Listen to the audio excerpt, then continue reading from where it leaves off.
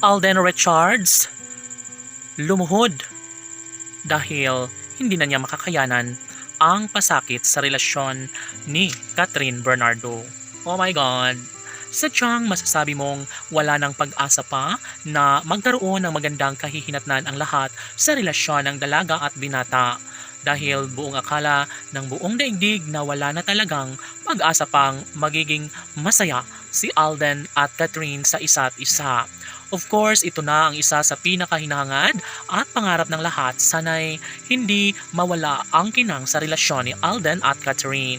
Sabi nga ni Alden na kahit ano pa ang mangyayari ay gagawin niya ang lahat upang sa ganun ay magiging matibay ang kanilang relasyon tungo sa kaligayahang nararapat na maipagtagumpayan ni Alden sa relasyon sa pretty girl na si Catherine Bernardo.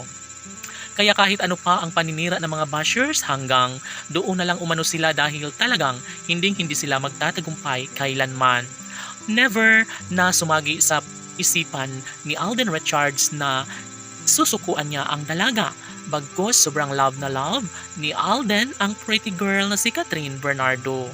Yes, tama ang hinala ng mga bashers na minsan ay nagkaroon ng hindi pagkakaunawaan si Alden at Catherine, ngunit hindi ito ang dahilan at walang sinumang makakapaghiwalay sa dalaga at binata. Yes, ito lamang ang isa sa matagalang hinihiling ng taong bayan na sana'y wag alala ang buong daigdig dahil tunay nga na mahal ni Alden ang pretty girl na si Catherine at ito lamang ang priority ngayon sa buhay ni Alden.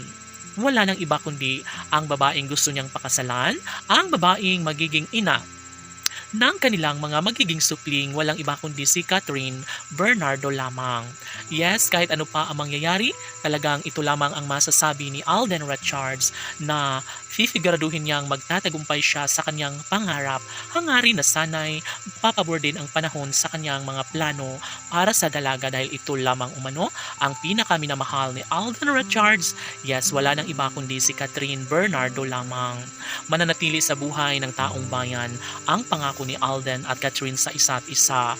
Kaya kung anuman ang mga pagsubok na dumarating sa relasyon ng Cat Den Love Team ay mananatili pa rin ito sa buhay ng dalaga at binata at sila lamang ang magmamahalan sa habang buhay.